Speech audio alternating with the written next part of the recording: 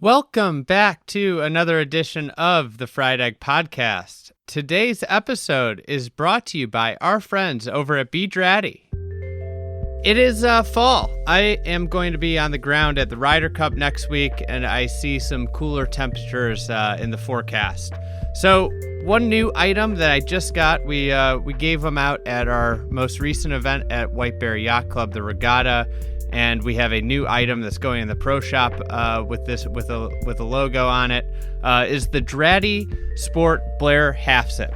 I believe it's named after Zach Blair. I'm not positive. It could be another Blair. It could be a first name Blair. I'm not sure. But anyways, this is a new half sip that is in the line for Bedrati this fall.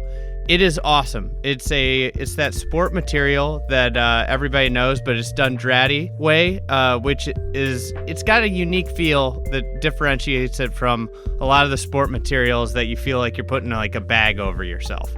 This material, it's really soft, breathable, but it's warm, and it's a great fit. I'd say it's a little bit snugger than most Dratties, so if you're kind of in between sizes, size up. But it is a great piece, and I can't wait to have some of them in the shop. Of course, you can buy this on Bedrati.com today. You can use the code TFE25 for 25% off and get ready for fall ball in most of the north part of the states. So check out that Dratty Sport Blair Half Zip, and thank you to Bedrati for all the support this year. Today's episode is with the CEO of the USGA, the new CEO of the USGA, Mike Whan. We have talked to Mike in the past when he was the commissioner of the LPGA.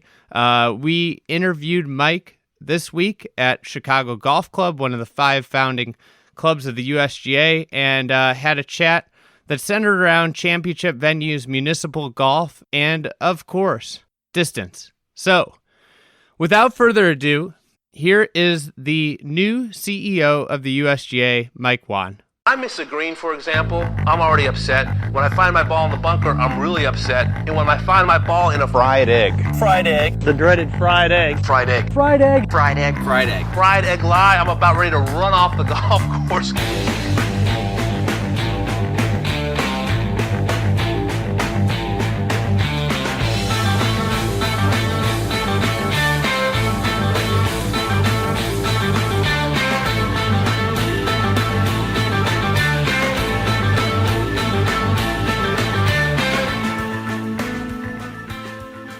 Mike, we're here at Chicago Golf, one of the founding 5 clubs of the USGA. I'm curious, I know you've been digging into the history of the USGA, and these clubs were fundamental in getting the USGA started. What do you think their role is now in American golf? You know, first, let me take the first part of your question. So when I got to the USGA, I went over to the museum, I think on my second day, and I asked for a little tour of, through the history. And in the museum hangs the first page of the original Constitution, written by the 5 clubs.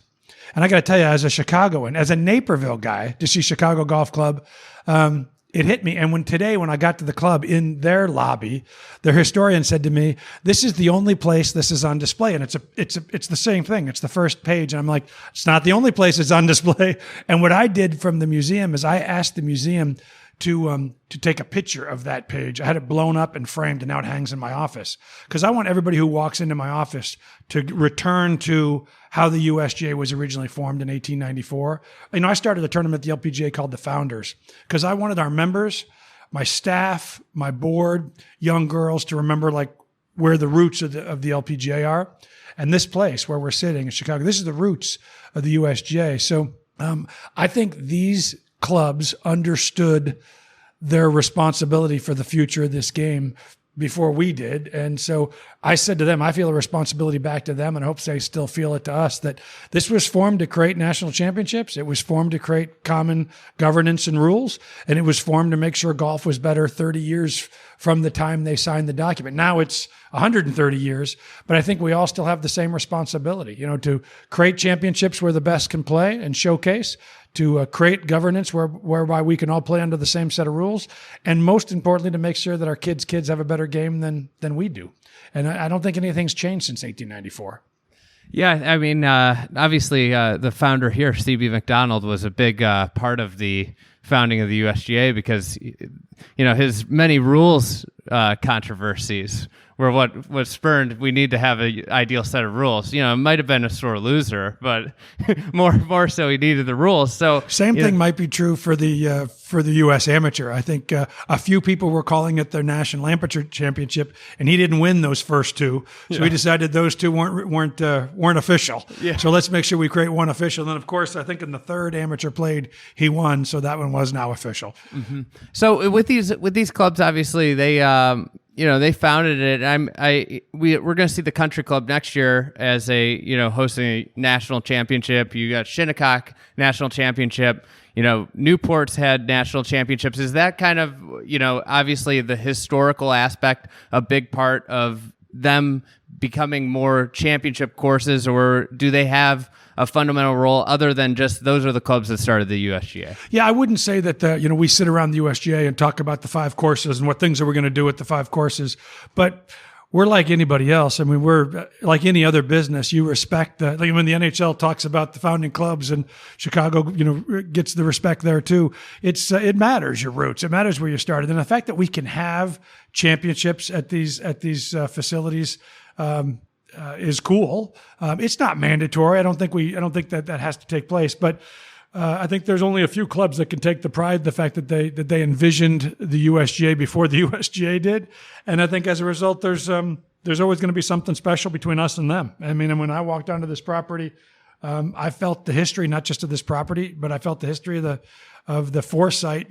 Right, wrong, or indifferent, the foresight to create a governing body, and I feel the responsibility to make sure that in the next at least 10 years that I help push that pass that baton farther and push the the definition of what we should be doing for the game to a new level. Mm-hmm.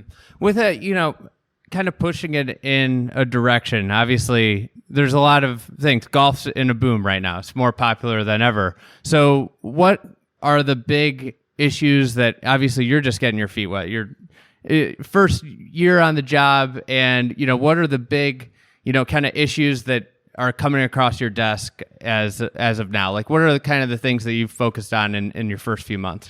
Yeah, I mean, I'd love to. I mean, that's an answer that could take a while, but I think I could probably build it under a few key categories. It's what I'm asking all of us to do at the USGA is to assess our championships and make sure they're at least as strong as they were 20 years ago, and show me a plan to make sure that we believe they'll be even stronger 20 years from now. I don't think we want to take our national championships as a given. I think we want to continue to push ourselves and make sure we're pushing that, whether that's where we play, purses, television coverage, fan experience. I think we've got to keep asking ourselves, wherever we thought we were in 1985 or 2005, are we going to be there in 2035? So we spent a lot of time on championships. I think we spent a lot of time on the topics of uniting the game, whether that's course ratings, World Handicap System, GINS, all things we can do to make sure that players around the world can really get connected to this game.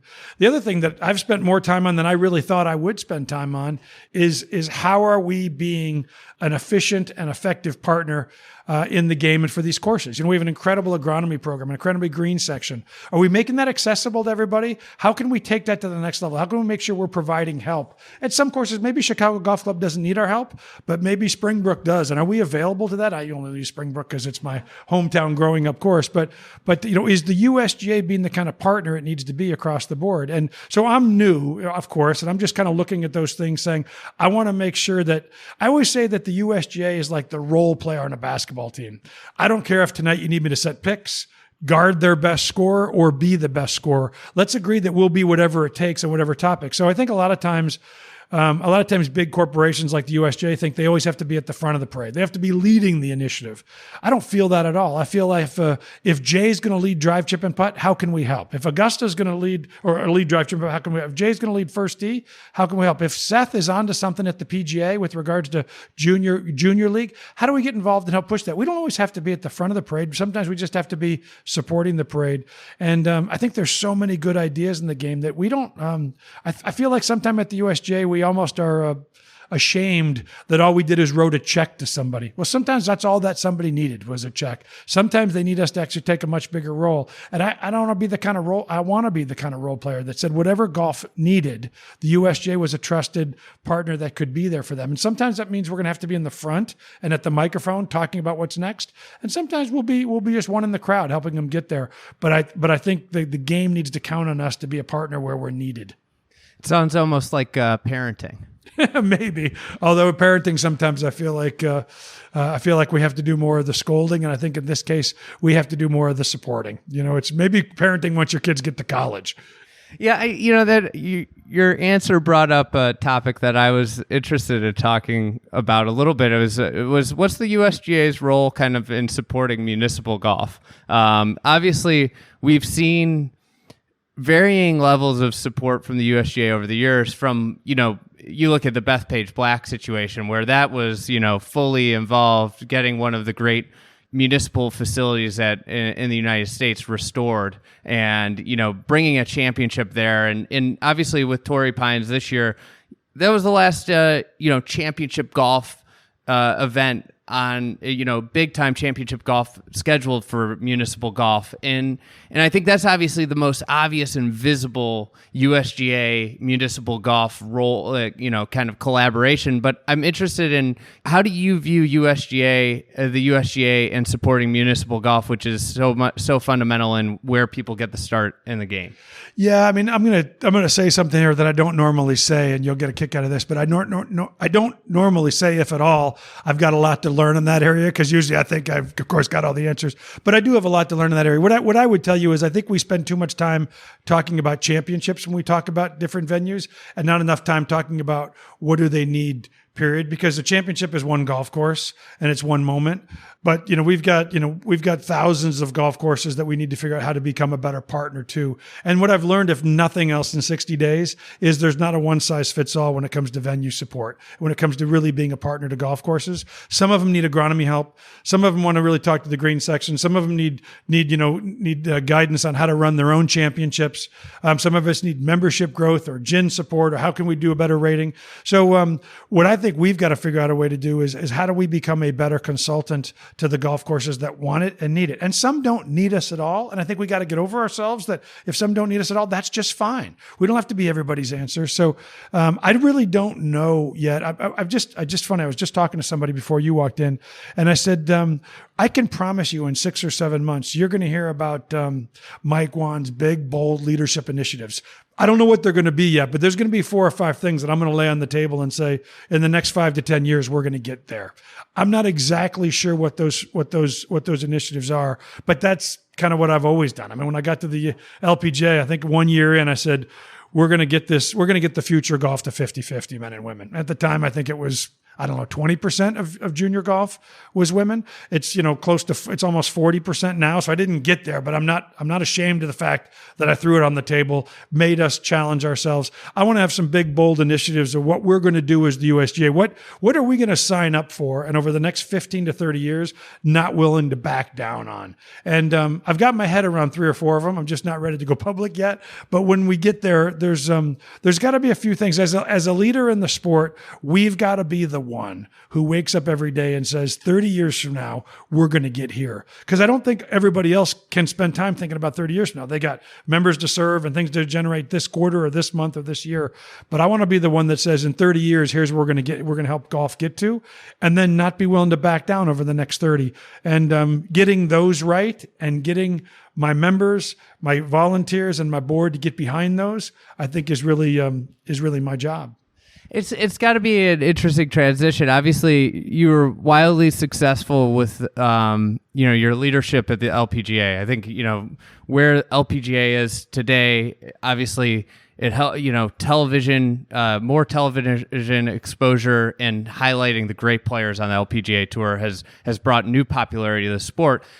Having that being probably was a little bit easier of a problem in the sense of it's the LPGA and we're going to focus on our core product. With the USGA, you've got so many different areas of the game of golf. It encompasses all of golf, and then also a lot more people that you collaborate within it beyond, just whether it be sponsors, tournament organizers, and, venues and players. You have, you have all of those as well as many other people that you work with. How is the, kind of determining those key fundamental priorities? Is it been a little bit more difficult than, say, at the LPGA, or is it, how do you go about that process? Yeah, they are different, but I would tell you that one thing is completely true. You'll never show me a really successful business or brand that was pretty good on a bunch of stuff. They're great on a few things, and to be great at a few things, you have to say no at a bunch of other stuff. And I think that'll be a challenge for me in this job. I mean, I think sometimes the USGA wants to be able to say, yes, we did, no matter what the question was. Yes, we did a little bit there, and we did a little bit there. We wrote a check to them. We helped them on such and such. And I'd rather say, no, we didn't a few times to be really great at a few things. And I think that's, that's feasible. The good news for me is there's so many people in the golf industry, so many organizations and leaders that have taken a big, active, and successful role in parts of the business that I don't need to go solve. I don't need to, try to get my face on that poster. That's working out all by itself. So I think the big challenge with the USGA, and this is what I was talking about before, is I'm going to figure out the 5 or 6 things that we will not fail at. And unfortunately, when you hear those 5 or 6 things, you'll probably go, yeah, that sounds right. And then you'll want to naturally go, but what about, and you'll rattle off 6 or 7 more. Just know if they weren't in those 5 or 6, I'm probably not going to spend a lot of time, at least my personal time, on those other things. If we're going to succeed, we're going to be great at 5 or 6 things, and we're not going to be willing to fail at those 5 or 6 things. And yeah, that means we're probably not going to be, we're not going to be involved in a bunch of others. But I think golf needs that. It's what's achievable. And that formula is almost identical to what we did at the LPGA. That makes sense. It's like the maniacal focus more so. It's so easy to get scatterbrained and chase a bunch of different things. And when you do a bunch of things, it's like the restaurant with 200 things on the menu. It's like, what's If you want to be great at 20 things, go be great at 4, and then be great at 4 more, and then be great at 4 more. Don't try to be great at 20 in the beginning. So I think at the USGA, we've got to decide what are the 4, 5, or 6 things we're going to hang on the board we are not going to back down from. And as we start knocking those off, fine. Hang another couple things on the board, but don't start with 20. So obviously, in terms of championship, we just talked about how we talk too much about championships, but here we go. We're going to talk about championships. Okay, got it. You guys, big announcement a couple of weeks ago with the anchor sites of Marion and Oakmont, partnership with Pennsylvania. What do the anchor sites provide you guys? And I feel like everybody wants to call it a ROTA, but you guys have very much shied away from the ROTA term that RNA uses. How is it different than a ROTA? Well, first off, we're not talking about going somewhere forever, and we're also not talking about it like a standard series of years. What I would say is what people have misread in the anchor site pieces. In these cases, North Carolina, Pennsylvania, we've been able to say to both sites and states, if we bring it, can we get behind it? In other words, what happens almost every time is you finish a championship with somebody and they'd say, what would have been nice here if we could have put villas down the left side of this thing, or it would have been great if we would have had plumbing back at the barn because we could have turned the barn into everybody knows after they run a championship, the thing they wish they could have done.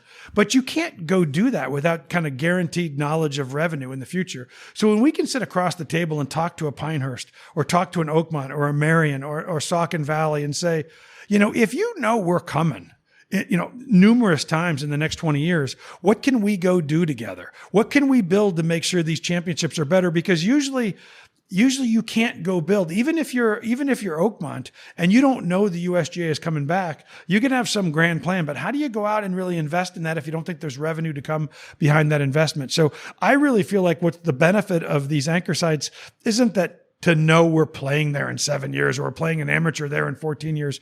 It's knowing what these sites and these cities and states can do and investing in these places, knowing that they're going to bring this level of excitement, beds and heads, fans, television revenue. It allows them to invest in a property. And when they invest in a property, we can create a better championship for our players, a better championship for our TV partners, and most importantly, we can create a better championship for our fans. So the guarantee of us coming creates investment in the properties and in the states that we wouldn't get otherwise. We could just say in we came here and we may come back again later, but you're going to see real investments in these properties that came out of the knowledge of knowing that we were coming back.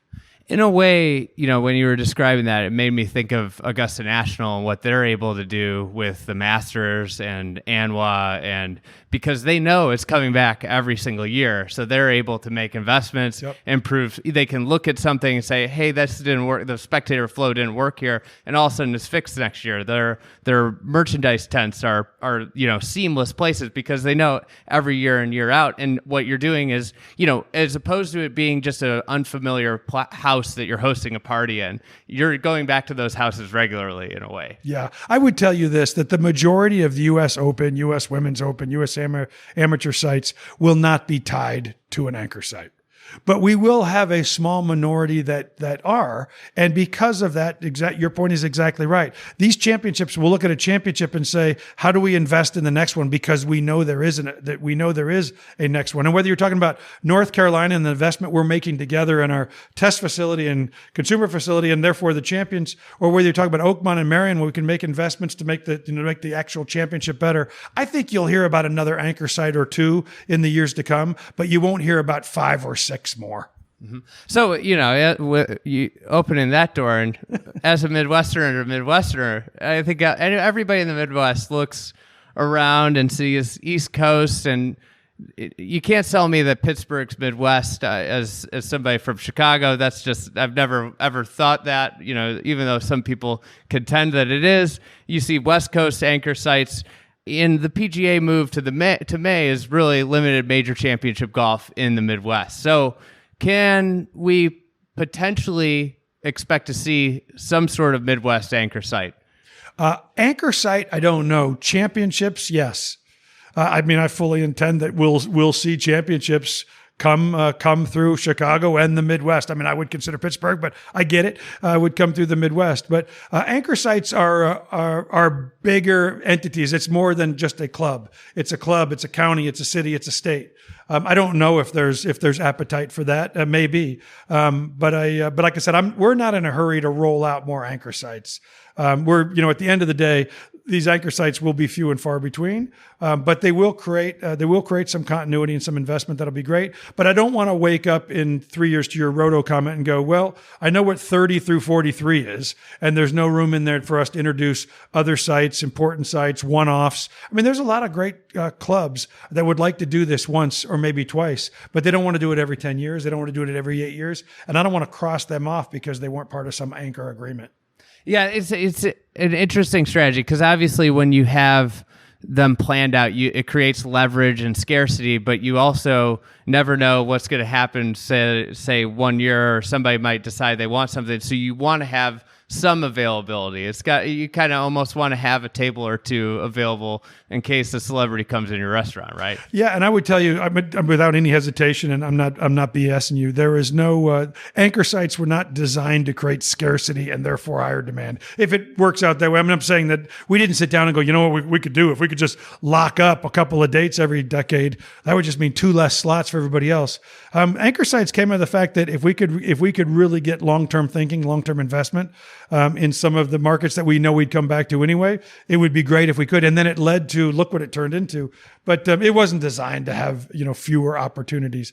And like I said, we'll be fully committed to making sure that there are one-offs and there are regular stops that are or aren't tied to anchor sites. We're never going to find ourselves waking up going, geez, we'd love to really do a championship there, but anchor sites have 9 of 10 years locked up. That won't be part of our future. With all the championships, there's so many to choose from. I'm just curious: is there one that you have highlighted in your head as this is the championship I'm most looking forward to in the next couple of years? No, there isn't. I'll be honest with you. There's 1 or 2 that aren't on the docket that I'd be most looking forward to getting over the hump. But the cool thing to me is, I've been floored with, this summer I've been going to all the different championships, and yeah, the country club in Boston is going to be unbelievable. I haven't been there in, 30 years.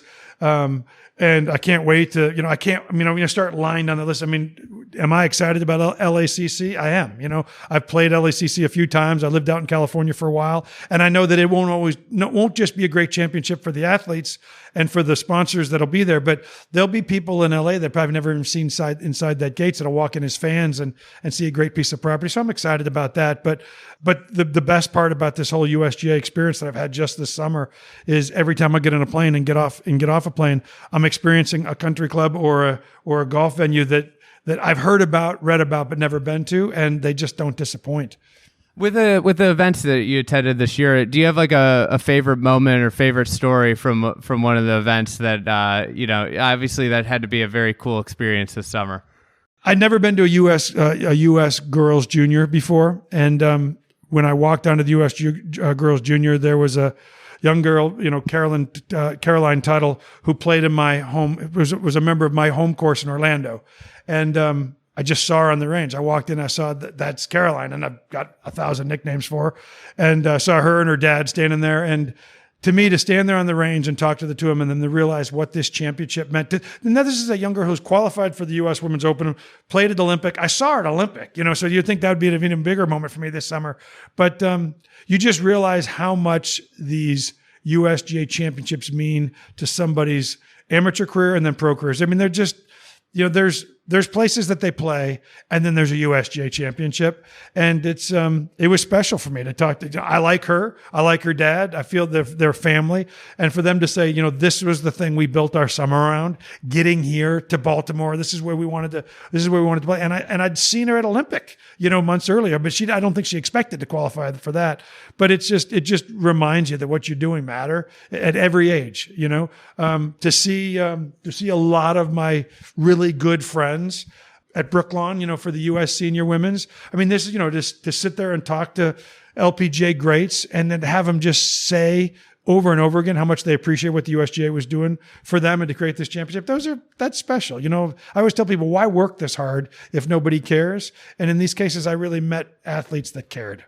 I think that's one of the neat things with golf in general, and especially the USGA, as somebody that, spent a lot of their life, chasing USGA tournament, trying to get in, and is the lower level tournaments. Like there aren't a lot of other sports. Like the NBA doesn't have amateur basketball championships. Right. Like, there's nowhere for 25 or 28-year-old mid-am basketball players to go compete on a national stage. And I think that's one of the things is that I would, say to a lot of people is like, those are some of the most fun championships to attend. Like the most fun I've had attending an event in the last 5 years was the inaugural Senior Women's Open here, where you're out at this incredible golf course and you're seeing it's just there's a different energy at the lower level events even than the big men's open or women's open. And I'd say the women's open has a different energy than the men's open, and it's worth exploring because like being able to walk without the ropes around. I mean, it is I think those lower level USGA events don't get as much attention or love as they deserve because they are so neat. Even the big ones. I would tell you that when I came back from the U.S. Open in Torrey, and I did an interview the next morning. And of course, they wanted to talk about Rahm, and it was unbelievable. It was a great week. But somebody said, "What was the moment you most remember about that week?" And I said, the amateur dinner, which I think was like on a Tuesday or Wednesday night. Now, we couldn't do a dinner this year because of COVID, and it was outside, and it was drinks, but it was. I think it was Andy North gave a little talk about what it meant, and I ended up over the course of the night, I met every amateur in the field. And, these were young men that were at the absolute pinnacle of their career. It's funny, as commissioner of the LPGA, when I rolled into the U.S. Open and the U.S. Women's Open, my thinking was we really ought to have more LPGA and PGA Tour members exempt into these fields and fewer open slots. Because, just these open slots don't turn into after the cut and wins and everything else. And after going to both and really getting into the process of qualifying, I realized that the U.S. Open, the U.S. Women's Open are the most open championship in the world, right? I mean, if you got a low enough handicap and you can get the ball in the hole, you can play in the U.S. Open. And to your point before, I don't care how great your summer was, you're not going to be invited to play in the NBA championship. Like it just doesn't matter how many shots you hit down in your neighborhood pickup game. But if you have that kind of summer and you can find your way, you might just tee it up at the U.S. Women's Open. And finally the word open meant more to me. I mean, I would throw the open word around pretty easily at the LPGA, but then when you get here and you really look at what it took to get here and the qualifiers from all over the world, it's one of the things that really makes it special because it's the most open professional and amateur championships in the world. And they're purely non-discriminatory. The ball doesn't care what you look like, how old you are, where you came from. If you can get in the ball in the hole with least number of strokes, you're going to be playing in one of the greatest championships in the world. So I'd be remiss here if I didn't talk about the hottest topic in golf, obviously. But you're the best I've ever been interviewed with in my first 60 days in terms of how long it took you to get to this. Oh, yeah. I mean, usually the over/under is about a minute and a half. I want everybody to listen to the other part of the interview. So when you actually edit this is going to be the first question you asked, right? No. We put it at the back because everybody's got to listen. You got to force them through all the stuff. Okay, good. Exactly. Something I'm always interested in. I see this word thrown around a ton, and I've never really understood who stakeholders means. So, you see with the distance debate, it's like, oh, we're going to talk with stakeholders. Like, who are stakeholders? Like what level does it go down to? Obviously, I think everybody just assumes equipment manufacturers and PGA Tour players and LPGA players. But like, who are the stakeholders? Yeah, so I mean, when I talk stakeholders, I talk about entities in the game that both lead and push the game forward, and have a lot to gain or lose from the decisions we make. So you're right. I mean, it's equipment manufacturers, it's the tours, it's tour players, it's golf course venues. So I think it's important that. I think in this role, I've said this many times, in this role, I'm going to have to lead in a huddle. I'm going to have to bring the huddle together, going to have to listen to the comments. And at the end of the day, someone's going to have to make a call, make a play. But I really think it's important that we actually lead via the huddle. That doesn't make it easy. It doesn't necessarily always make it popular.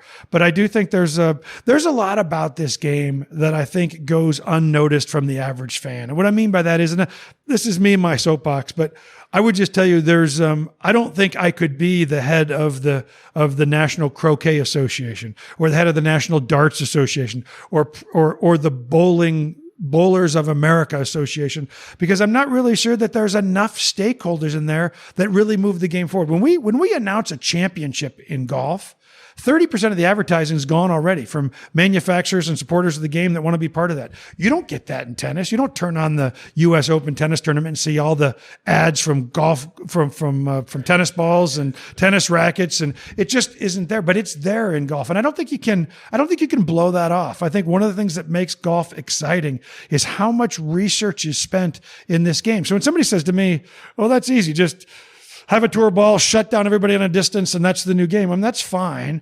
But I think my job is really to make sure that there's as much energy about the future of this game 3 years from now that there is today, and 20 years from now that there is today. And I want engineers to wake up every morning and say, I see the rules that he put in place, but I'm going to spend a lot of hours today working on how to get excitement even within that space. I can't throw a wet blanket over that, or I think I'll lose one of the things that makes this game truly exciting and great. If I see a club under the Christmas, if I see a package under the Christmas tree that looks like a golf club, I'm just like anybody else. I get pretty excited about ripping it open because maybe there's 2 strokes of handicap in that box, and I don't want to lose that. I don't want to lose that excitement.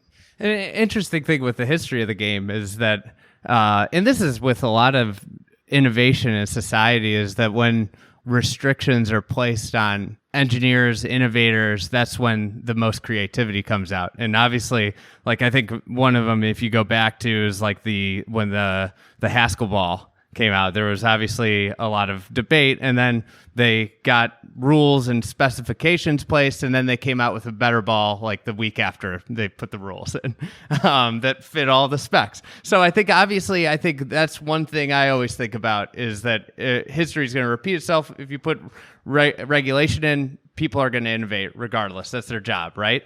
One question I would have centered around that is, like, how do you manage people's financial? Obviously, I think this is where a lot of purists would come from, is the manufacturers, different entities' financial interests with their feedback centered around the future of the game and sustainability. Yeah, I don't know that everybody I talk to loses a lot of sleep about whether or not golf will be better 50 years from now than it is today. And I get that. I mean, that's not everybody's job, right? Some people have a job to hit a quarter. Some people have a job to get members paid. Some people have a job to, to get events on the schedule. I've had those different jobs as well. But I think I'm one of the few that drives to work every morning thinking about whether or not golf's going to be better in 30 or 40 or 50 years than it is today. And I think that's our responsibility. I mean, that's our job to be that voice. I do know that, as you know, we have a ton of roles at the USGA, whether that role is rules, whether that role is championships, whether that role is green section and agronomy, or whether that role is being a cop. And sometimes we have to be like the traffic cop and say, this is how fast you can drive on this highway. It doesn't mean you love the cop, but it also means that, with that cop, at least you get order and lack of chaos and a belief in sort of the future. So I'm not going to back off the responsibility. In some cases, we'll have to be a traffic cop and say how far, how fast. But I also don't think the way to get there is to say innovation out. Here's the new ball, everybody plays it, or here's the new club and everybody plays it, or here's the new rule and there's no way around it. I quite frankly, when you said, don't you think history is going to repeat itself? I do. I think we're going to establish some guidelines. I think those guidelines are probably going to slow some of the pace of progress over the next 10 or 20 years. But are we going to figure ways around that to actually continue to push the envelope?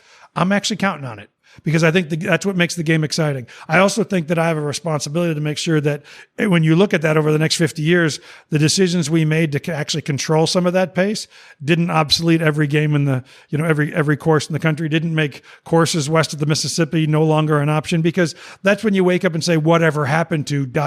fill in the sport, because they didn't really care about the next 40 years. They only cared about today. So finding that right balance is important. I'm going to work hard to find that balance. Whether or not we'll strike it exactly right, I don't know, but we can't shy away from the responsibility that we have that, quite frankly, nobody else really shares.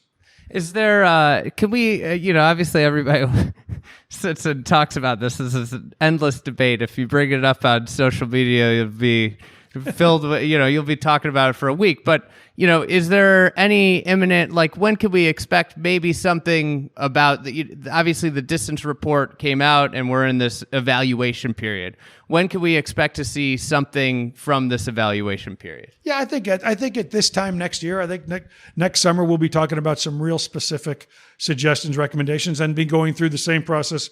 In the beginning, we would put out the distance results. We then talked about, some of the areas we want to look at. We've listened to feedback. I think, come this off season, we'll take all that feedback in and try to determine some specific directions. And then we'll do the same thing. We'll put it out there and let people feedback. I don't expect everyone to say, Mike, USGA, great job, because like I said, being a traffic cop sometimes isn't the greatest. But I think at this time next summer, we'll be having an interview and you'll be saying, tell me about point number 4. And that's what we'll be talking about. I mean, nobody likes change. That's everybody likes change. They just don't want change in their game. Please change somebody else. Yeah. It's an interesting. I think like the whole thing. Everybody's got bias. Like I love classic golf courses, so I'm biased. I know that. Like I write about classic golf courses. I don't want them to be extinct.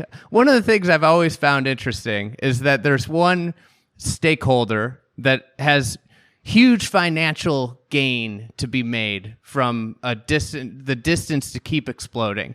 And they're golf course architects, and they're vehemently opposed to the distance, which is like amazing to me, because like, okay, if the golf ball keeps going further and the clubs keep getting better, they're going to have to keep building more back tees and keep adjusting golf courses and keep making more money. But they're the group that always is vehemently opposed to this whole thing. And it's just something that I always I chuckle about. Are they a stakeholder? Well, I think the bottom line is when you talk about great golf course architecture, it's no different than great artists. I mean, when you finish the painting, you don't want the painting to be obsolete again in 20 years just because nobody cared about the painting 20 years ago. So I think it's one thing to just say I'm going to add back tees, but I've not met a golf course architect who says, yeah, just put a tee back there 50 yards, I'm good, because that's not what the original vision was or the original design. So I think they're a stakeholder that's hoping that we protect some of the original vision of these great venues that they created. But there is a compromise here that we'll find. It won't be overnight and it won't be easy, but we'll find a compromise that says, listen. And at the end of the day, I still want long hitters to be long hitters. I still want them to have an advantage versus a short hitter. I want them to, but if they go for it in two, to have risk that maybe the guy who laid up doesn't have. That's part of the game. So, I think the people that think we're going to wind everything back and, everybody's going to be the same 195 yards off the tee, come on, that's not realistic. And I don't think we want to take athleticism and strength and figuring out a way to swing the club harder, if you can do it and keep it in the fairway, out of the game. So long hitters are going to be long hitters. Difference makers on tours and different makers in your home club are still going to have those advantages. But I think if we just turn the other cheek and say, nothing wrong with this game, the people who say that to me don't really care about golf 40 years from now. They just, please don't touch my game. Please don't touch my course. Please don't touch my tour. I get that. But I think if that's the answer, I think there's a real risk that 40 years from now, they're going to say, I've said this many times, you can make a critique on the R&A and the USGA that said, why have you waited this long to take a look at this? And I think that's a fair critique. But should you be looking at it? That's not even a realistic critique. Of course, our job is to make sure we keep the game as good as it was 30 years from now, if not better than it was today. And not paying attention is not an answer. Well, especially with what's going on globally with environmental concerns and sustainability. You look around the world and around the country, it's like golf courses take a lot of resources, and you do not want them to take more resources, because that is something that puts the game at jeopardy. Yeah, and I don't want to go down the whole global warming path, but let's face it, when a golf course has to get that long, it's expensive. It's expensive to maintain. If you think as a golfing population we're not paying for that, you're kidding yourself in terms of fees and country club expenses and everything else. More importantly, do you think there'll ever be an urban golf course built again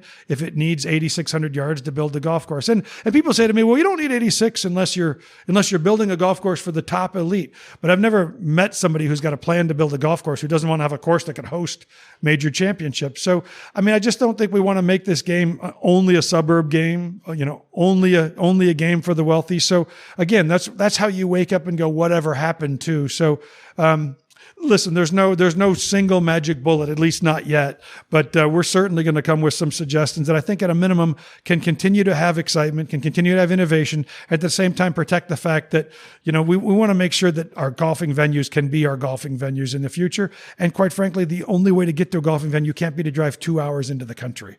So outside of this whole distance debate coming to some resolution, what are you most looking forward to in the coming years as the CEO? Actually, I know it sounds crazy to say this, but I'm looking forward to this challenge, because this challenge will require us to bring the industry together, even in ways where we don't like each other. But at least, to me, it's like I said, I think it's a fair critique to say, where have you been? But I think it'd be a much fairer critique if in 3 years you go, seriously, you did nothing. So, I think that's, I'm looking forward to figuring out how to do that with and for the industry. And again, letting half the people tell me I'm crazy and half the people not. That's like being a commissioner. You get used to that. Well, you've got the job that nobody's ever going to be happy with you, Right. It's perfect. It's just, but so I think that'll be fun. I think it'll be, to me, it's exciting. I've pretty much been a global guy my whole career. And I was about taking brands global, whether it was TaylorMade and Adidas and, the LPGA or Crest toothpaste. But this is a time when I can really be an American, and really focus on some of the things. And I've said this many times. I really believe that I'm frustrated that there's not, there's not Team USA. And if a young kid is growing up and has aspirations in this game anywhere else in the world, they're going to find themselves on Team Sweden or Team New Zealand or Team Australia, not here in America. I think we can solve that. And I think the USGA ought to be at the forefront of solving that. I think that we provide incredible resources to golf courses, but we make it maybe too hard to find them or maybe too expensive to get a part of them. I think we can solve that. I think there is so much research not happening as it relates to water, as it relates to a golf course. I can promise you we're going to spend tens of millions of dollars in the next few years to really make sure that golf courses need half the water that they need now in the long term. And I think if we don't do that, who is going to do that? I think we can endow some of these great amateur championships if we put our mind to figuring out how to do it. So these are all things I'm trying to get my head around 60 or 90 days in, but I feel pretty comfortable by the time I get to 2022, I'm going to be laying some of these things out in terms of action plans. But all of those things to me are necessary, they're doable, and the USGA ought to take the lead on them. All right, Mike, thanks so much for the time, and really look forward to our next chat, and congrats again on the new role. Thanks again. Talk to you soon.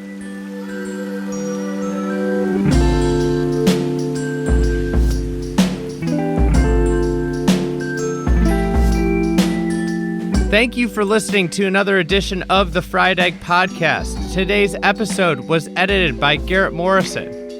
As a quick reminder, we have the Ryder Cup coming up. The best way to stay up to date with everything in golf. It's easy, it's fun, it's for everybody. So for a golf nut, it's for somebody that's just trying to follow golf, is the Fried Egg newsletter. You know, if you're already signed up, great, refer a friend. We'd really appreciate it. You can sign up at thefriedegg.com. There's a bar that says newsletter right in the middle of the website.